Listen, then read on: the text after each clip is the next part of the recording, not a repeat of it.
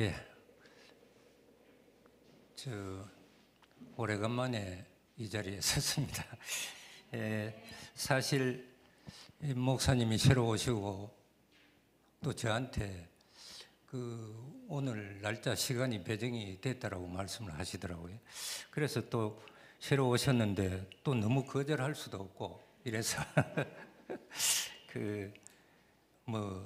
제가 성경에 대한 세부적인 내용은 잘 모르지만 지난 믿음반 또 화평반에서 이야기했던 그런 내용들을 묶어서 간단하게 조금 이것저것 또 나의 신앙의 철학이랄까 그런 것들을 말씀해보는 그런 시간을 가졌으면 좋겠다 생각해서 또 시각적인 이런 자료를 준비를 했습니다.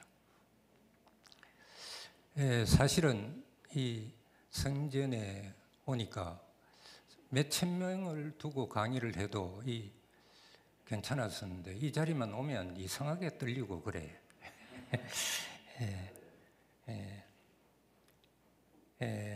이 진리와 빛나는 삶이라는 제목으로 제가 또 한번 간단하게 이것저것 부분적으로 말씀을 드린 그런 내용입니다.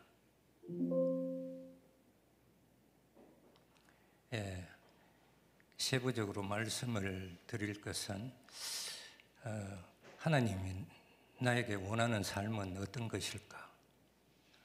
또 이 성경 진리의 어떤 그런 전환 과정이랄까? 신앙이라는 어떤 그런 근본적인 개념을 저는 이렇게 봤으면 좋겠다라고 해서 몇 가지 말씀을 드리고 하나님께서 주시는 빛, 사랑, 자유에 대한 그런 부분들을 우리가 조금 생각해보는 그런 시간이 되었으면 좋겠다라는 그런 생각을 합니다. 사실 제가 침례를 받고 그럭저럭 침례를 받은 지 한 6년 됐습니다. 신앙을 한 지는 한 7년 6개월 정도 되는데 아직 초보자라서 제가 하드웨어적인 어떤 큰 부분에 대한 부분만 조금 저 나름대로 정리를 하는 것이 어떻겠느냐라는 그런 생각을 해봤습니다. 하나님이 날인데 나에게 원하는 삶은 이런 것이 아니겠는가라는 생각을 해봅니다. 우리가 늘상 이야기를 하지만 삶을 살아가는데 행복하게 살아야 되겠다. 또 질적인 삶을 살아야 된다. 그런 이야기를 많이 합니다만은 하나님이 나에게 원하는 삶은 사도 바울이 이야기를 했듯이 사람의 손으로 섬김을 받으시는 분이 아니라 만민에게 생명과 호흡과 만물을 친히 주시는 분임을 갈파한다. 사도행전 17장 24절 25절의 그 말씀입니다. 우리 나에게 빛나는 삶은 하나님께서 무한한 영광을 올려드리는 그런 경배하는 삶이 아닐까. 카톡에서도 우리 목사님께서 경외에 대한 그런 말씀을 많이 주셨는데 또 제가 화평반에 있을 때 우리 장로님께서 이런 나의 내리에 이런 말씀을 심어 주셨습니다. 그래 전환의 삶, 변화된 삶. 그래서 저는 대학에서 제일 많이 한 연구가 전환 서비스. 어제가 장애인 날입니다만은 지적 장애인들의 전환 서비스에 대한 그런 삶의 질 이런 것들을 조금 많이 생각을 해봤었는데 전환이라고 하면 우리 생각의 바뀜, 사고의 전환, 발상의 전환, 또 옛날에 서울대학의 이면우 교수가 많이 이야기했듯이 상식의 회복 이런 내용을 많이 이야기를 합니다. 이 마음 자체, 생각이 행복에 대한 어떤 그런 지각적인 내용으로 변화가 되어야 될 것이 아닌가 그런 생각을 해봅니다. 제가 우리 학생들에게 자주 이 사고의 전환에 대해서 이야기를 하곤 합니다. 그래서 우스갯소리로 그래 침대는 생물이가 무생물이가 아이들한테 이렇게 여쭤보거든요. 그 어떤 놈은 생물입니다. 어떤 놈은 무생물입니다. 이렇게 이야기를 하는데 목사님 침대는 생물이겠습니까? 무생물이겠습니까? 침대. 네, 우리가 자는 침대. 그래서 발상의 전환을 요구하는 입장에서는 한 집사님 어떻습니까?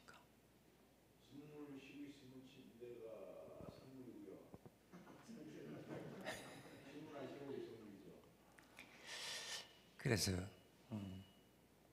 침대는 잠자리입니다. 그죠? 잠자리여서 생물이다. 그런 생각을 할 수 있어야 된다는 거죠. 요즘 흔히 정답이 없는 그런 교육 많이 이야기하지 않습니까? 그죠? 잠자리는 생물입니다. 그죠? 목사님 맞죠?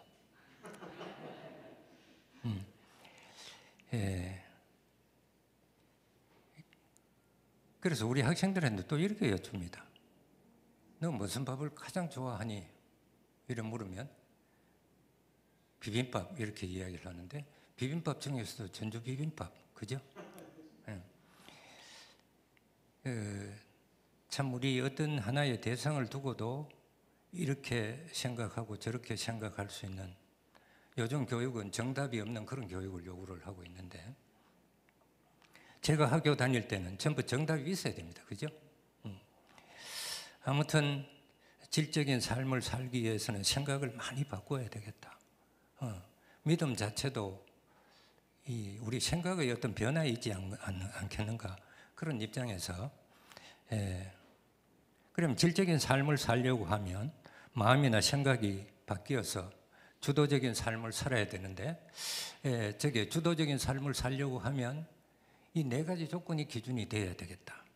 뭐 이 한 가지만 해도 상당히 시간을 많이 소비를 하겠습니다만은 이 안정은 개인적 정서적인 안정, 그다음 사회적인 안정, 경제적인 안정, 직업적인 안정. 그래서 우리 지적장애 아이들도 직업적인 안정을 가질 수 있다라는 전제로 많이 교육을 하고 하거든요. 그렇게 하려고 하면 전환 서비스가 제대로 이루어져야 되겠다. 그런 이야기를 많이 합니다. 그래서 삶의 질적인 삶을 살아야 행복한데 그럼 질적인 삶을 살려고 하면 지혜, 안정, 기존, 역량 이 네 가지를 흔히 많이 강조들을 합니다. 교육학에서. 그래서 이 역량이라는 것은 우리가 흔히 이야기하는 empowerment, 자기 주도적인 어떤 그런 삶을 이야기를 하는데 그래서 교육에서는 자기 중심적으로, 자기 주도적으로 살아라 뭐 이렇게 이야기를 하지만 성경적인 어떤 논리에서 보면 조금 거리가 먼 그런 이야기입니다. 그럼 아무튼 저는 퇴직 후에 질적인 삶이 뭐겠는가? 이 봉사하며 살아야 될 거 아닌가? 이런 생각을 합니다. 그래서 제가 그 지적장애 교육을 전공을 하면서 여주에 충원탑 앞에 사회복지법인인 보경복지재단에 전환 서비스 센터라는 걸 하나 두고 거기에 가서 가끔 아이들하고 웃기도 하고 노력 봉사를 하고 있습니다. 시간이 없어서 내용을 다 말씀을 드릴 수는 없고 그 다음 삶의 질적 전환을 위해서는 내 삶의 무게가 너무 무거울 때 무소유와 소유 사이의 반소유가 필요하지 않겠나 이런 이야기들을 많이 하더라고요. 그래서 그렇게 하려고 하면 세상에 맞서지 말아야 되겠고 모순을 잘 견뎌내야 되겠다.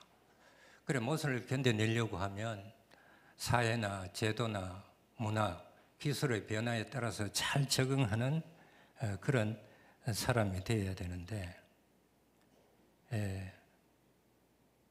그 문화의 변화 속에서도 성경의 역사가 다르고 기록이 상당히 우리 다름을 많이 볼 수 있습니다.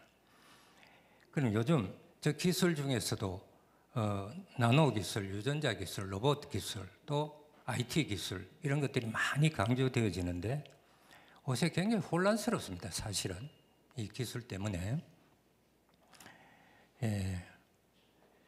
그다음 성경의 어떤 특징. 그런 저는 이 믿음을 가지면서 이 성경의 특징을 어디서 찾아볼 거냐 이런 생각을 많이 했거든요. 사실은. 그래서 시편 19편에 보면 7절, 8절, 9절에 성경의 놀라운 특징 이 6가지를 이야기를 하고 있더라고요. 그래서 아무튼 이 성경의 어떤 진리는 인간 내면의 본성을 변화시켜주는 그런 말씀이지만 진리의 프롬프트 촉진 자극이 된다. 그래서 무한한 영적 에너지를 주는 것이 아니겠는가 그런 생각을 해봅니다. 제가 한번 안식일 학교 시간에 이 성경의 특징에 대한 이야기를 조금 구체적으로 언급을 한 적이 있습니다. 여기서 뭐 시간상 다 말씀을 드릴 수는 없고 이런 6가지 내용이 주가 되리라는 생각을 해봅니다. 그러면 이 성경은 왜 나에게 상당히 중요한 하나의 이슈로 여겨질까? 이런 생각을 저는 해봤거든요. 하나님 말씀은 절대 흠이 없기 때문에 믿음과 실천을 위한 유일한 그런 원리의 책이다. 무흠하고 무모한 그런 책이다. 참되고 어떤 거짓과 오류가 없다. 하나님의 영감으로 기록된 절대 권위를 가진 책이다. 마지막으로 약속된 내용은 반드시 성취되는 그런 능력이 있다라는 겁니다. 그런 입장에서 성경의 큰 특징을 찾을 수 있겠고 죄인인 나에게 어떤 구원의 길을 알려주고 인간 내면의 본성을 변화시켜 줄 수 있는 그런 유일한 책이 아니겠는가. 흔히들 우리가 자동차를 타도 내비게이션 이야기를 합니다만 순례길을 걷는 사람들에게 이 내비게이션의 큰 역할을 하는 것이 이 성경일 거다 라는 생각을 하고 성경에 대한 나의 어떤 신앙적인 자세는 이런 8가지 내용이 주가 되어야 되겠다. 그래서 첫째 성경 말씀을 사모하고 그 다음 경청하고 읽어야 하고 공부해야 하고 암송해야 하고 묵상해야 하고 또 순종의 생활을 해야 되겠다. 또 항시 성경 말씀을 알리는 그런 전파하는 그런 내용이 되지 않겠느냐라는 그런 생각을 해봅니다. 그다음 이 진리의 과정을 저는 늘상 생각하면서 나는 적어도 이 신앙생활을 하면서 네가 가지고 있는 신앙의 어떤 뜻들을 친구들이 물어도 이렇게는 이야기할 수 있어야 되겠다 이런 생각을 해봅니다. 제가 합평반에 있을 때도 이 내용의 이야기를 조금 했습니다만은 진리의 과정은 이 성경의 진리는 어떤 지식과 공명을 주는 내 영혼의 그런 큰 원리입니다. 그래서 진리는 생명을 의미하고 거기에다가 자유와 믿음을 주는 그런 거다. 그러면 이 진리를 깨닫기 위해서는 중간에 약간 생략을 했습니다만은 묵상을 해야 되겠다. 우리가 묵상이라는 용어를 영어로는 메디테이션이라는 용어로 씁니다만은 영적 눈과 영적 귀가 열려 하나님과 대화하는 것이 묵상이다. 그렇게 정의를 했었습니다. 그래서 묵상을 통해서 내가 진리와 통합되고 하나가 되는 그것이 깨달음이 아니겠는가. 그런 생각을 합니다. 예, 그렇게 깨달아야 변화가 되고, 저는 체인지라는 변화 내용의 이야기를 트랜지션이라는 전환이라는 말을 상당히 좋아해서 전환이라고 밑에 토를 달았습니다. 예, 변화되어야 참된 구원을 얻고 부활의 은혜를 얻을 게다. 예, 그렇게 함으로써 내가 새 생명으로 이어지는 그런 개념. 새 생명으로 이어져야지만이 그 생활에 적응이 가능할 거다. 예, 새 생명은 사랑으로 역사하는 믿음. 예, 사랑과 믿음에 대한 생각을 저는 믿음이 있어야 사랑이 있는 거다. 믿음은 나무로 비교하면 뿌리와 같을 거고, 사랑은 나무의 기둥이나 잎이나 열매나 그런 것이 아니겠는가 보이는 그런 측면으로 설명을 하고, 한편으로는 믿음이 고속도로라고 하면 사랑은 고속도로 위에 달리는 자동차일 게다.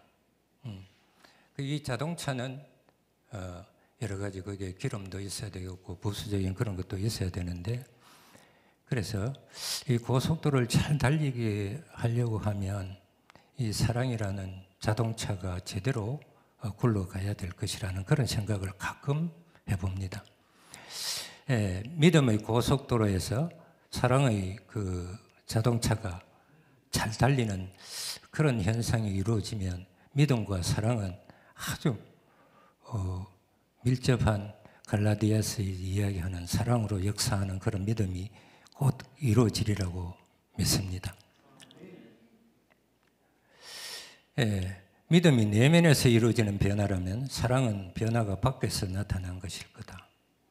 그래서 우리가 새 생명을 통해서 생활에 적용이 되어졌을 때 변화된 삶이 몸으로 드리는 그런 산 제사이고 영적 예배일 거다. 로마서 12장 1절에서 이야기하는 그런 내용이 안 되겠는가라는 생각을 해봅니다. 그래서 행동에 어떤 그런 변화가 있어야지만이 성화의 과정은 믿음에서 사랑으로 이루어질 것이고, 새 생명을 받은 사람은 이 사회를 변동시킬 그런 원동력을 가진 사람이 안 되겠는가라는 생각을 해봅니다. 예, 성경이 이루는 그런 큰 진리는, 예수님은 내가 길이요 진리요 생명이니 나로 말미암지 않고는 아버지께로 올 자가 없느니라. 요한복음 14장 6절. 그래서 자신이 진리고 생명이라고 말씀을 하셨기 때문에 또 이 진리가 우리들을 자유롭게 한다라는 그런 이야기. 그 진리는 생명을 의미하고 그 안에 자유가 있음을 가르치고 있다. 예수님이 가르치는 진리는 큰 믿음이다라는 그런 걸로 제가 정리를 합니다.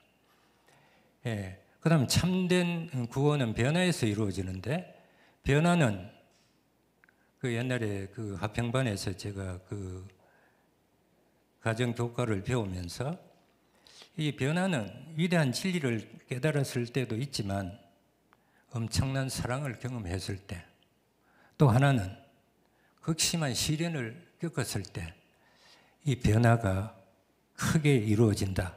참 그 공감할 수 있는 그런 내용의 이야기더라고요.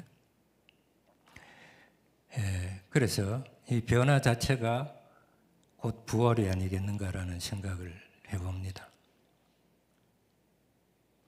우리가 성경을 읽고 간절히 하나님이 은혜를 구하는 것은 부활의 은혜를 받기 위해서다.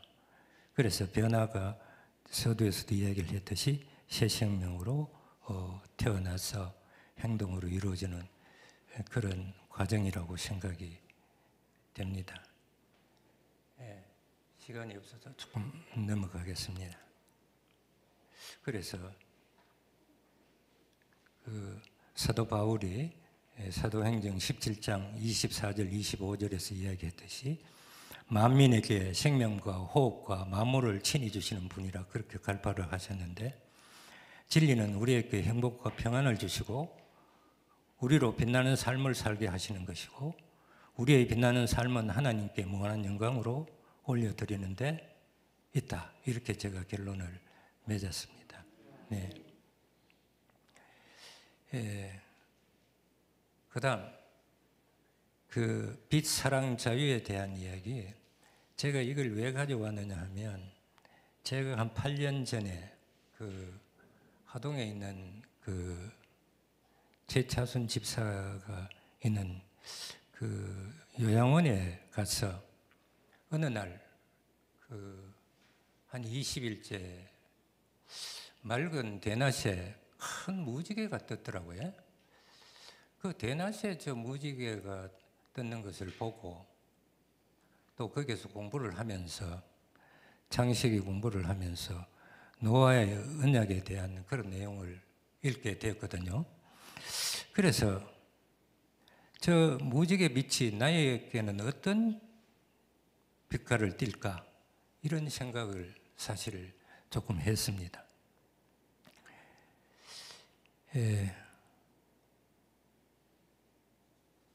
이 무지개 빛은 7가지 빛깔이 있는데, 그래서 그걸 곰곰이 생각을 하면서 제가 저렇게 정리를 한번 해봤거든요.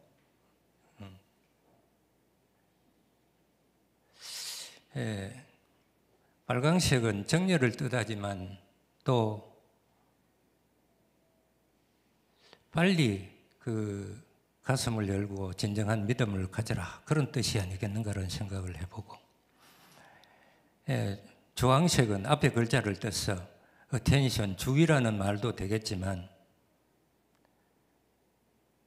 입, 눈, 귀, 우리 학생들한테는 이 3가지를 늘상 조심하라고 늘상 이야기를 합니다만은, 이 입, 눈, 귀를 열어서 하나님이 주시는 자연의 삶을 잘 보는 그런 어텐션에 대한 관심이 있어야 되겠다.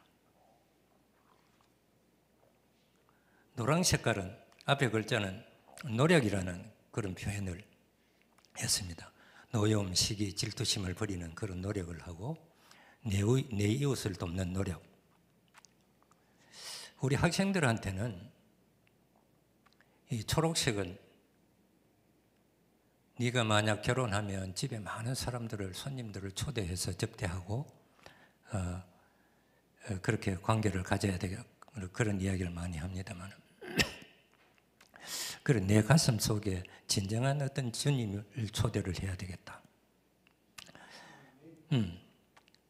파란색은 앞에 파자는 파묻어 줘라, 뭐 이런 이야기를 한번 해보고, 남색은 남자는 가정의 왕입니다. 그죠? 왕의 대접을 받으려고 하면 신부 대접을 잘해야 되겠다. 아내 대접을 잘해야 되겠다. 그 남자가 그리스도라고 하면 여자는 교회다 라는 그런 생각을 하고,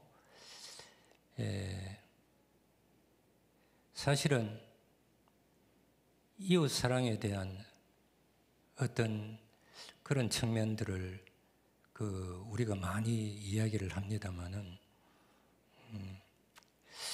저는 이 가정에서 교회가 큰 가정이듯이 이 고통과 또 어떤 지나는 생활 영역 속에서 상당히 중요한 부분들이, 우리 가정에서는 아내의 역할이 굉장히 중요한데, 요즘 집사람이 제대로 이 다리를 못 움직여서 이게 상당히 생활을 하려고 하니까 이게 내 생활이 제대로 없더라고요. 그래서 이게 평상시에 내가 아내 대접을 잘 못해서 그런갑다, 내가 남자 역할을 제대로 못했다는 그런 반성을 많이 합니다. 마지막에 보라, 보자는 보람 있는 삶, 또 우리가 교육에서는 아이 컨택트, 보는 거, 이걸 많이 강조를 하는데, 관계 형성에서도 이게 보는 것이 굉장히 크리라고 믿습니다. 그 다음 사랑, 마지막에. 그래서 저는 이 사랑을, 나를 사랑해 줄 사람을 선택하는 것보다도 내가 사랑해 줄 사람을 선택하는 것이 참 성공하는 그런 면이 아닐까라는 생각을 가지려고 노력을 많이 합니다. 가족들의 따뜻한 사랑과 배품과 은혜, 믿음은 하나님이 주신 성령의 씨앗을 가슴속 깊이 박혀 내리게 하고 예쁘고 아름다운 열매, 좋은 마음의 밭에 풍성하게 맺게 하는 그런 것이라고 생각을 하고, 하나님을 진정 사랑하는 법은 질적인 순종하는 삶을 사는 것이다. 그렇게 생각을 하면서도 우리 환경적인 그런 요인에 있어서 잘 실천을 못하고 있는 저의 생각을 늘상 고백을 합니다.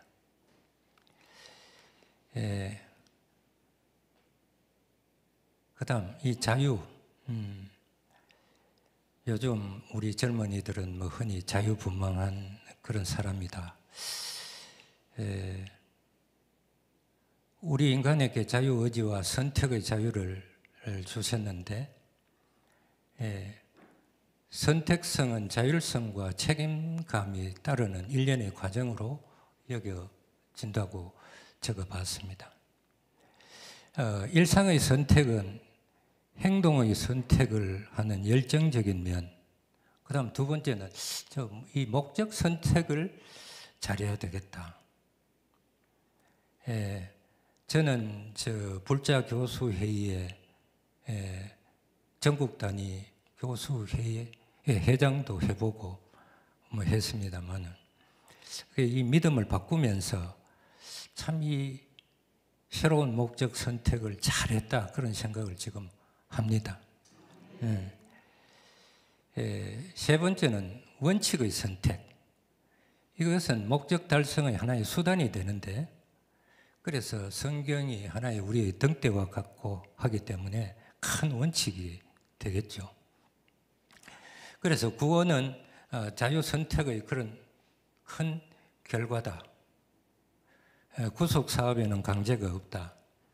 성령의 감화 아래서 누구를 섬길 길은 선택할 자유가 주어져 있어서 인간이 그리스도에게 복종할 때 일어나는 변화 가운데 가장 높은 의미의 자유가 있다라고 시대의 소망에서 466쪽에 이야기를 하고 있더라고요. 그 다음 삼위일체 하나님과 나의 어떤 관계 형성, 그리고 이 행복의 하나의 조건인데, 크게 제가 네 가지로 한번 묶어봤습니다. 진리의 완전한 이해, 완전한 사랑, 완전한 협력, 완전한 조화. 그래서 이 네 가지 주께서는 마지막에 완전한 조화는 하나 되는 것이다. 요한복음 17절에서 하나 되게 하옵소서. 참 중요한 이야기인데, 하나가 된다는 건 참 어려운 이야기, 사실은. 우리가 교회가 큰 가정이듯이, 그래서 우리의 행복은 감정이 아닌 그런 하나의 큰 선택일 것이다 라는 생각을 저는 자주 해봅니다. 최고의 인생을 살고 싶다면 열정, 소망, 기쁨을 품고 사는 그런 생활을 해야 될 거다. 그래서 교회의 큰 가정은 흔히들 이야기하는 축복의 통로고 은혜의 통로고 사랑의 통로, 이 말이 참 좋아서 제가 새로 한번 적어봤습니다. 진리의 말씀을 통해서 행복의 여행을 하고 있는 나와 우리들은 참 행복한 사람들이다. 나는 참 행복하다. 흔히들 여행을 여기서 누리는 행복이라고 표현을 합니다만, 그래서 저는 사실 좋은 여행을 지금도 하고 있습니다. 그 다음 삼위일체 하나님과 나의 관계 형성. 제가 믿음을 고속도로라고 표현을 했습니다. 믿음의 눈으로 세상을 바라보고 이제 고속도로에 하나님께서 운전하시는 자동차를 탔으니 마음이 참 홀가분하고 좋다. 늘상 머릿속에 새기고 삽니다.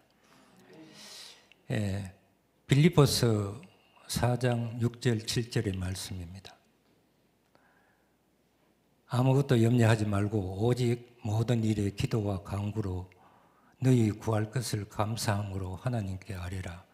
그리하면 모든 지각에 뛰어난 하나님의 평강이 그리스도 예수 안에서 너희 마음과 생각을 지키시리라는 성경 말씀을 되뇌이면서 두서없이 말씀을 마칩니다. 맞습니다.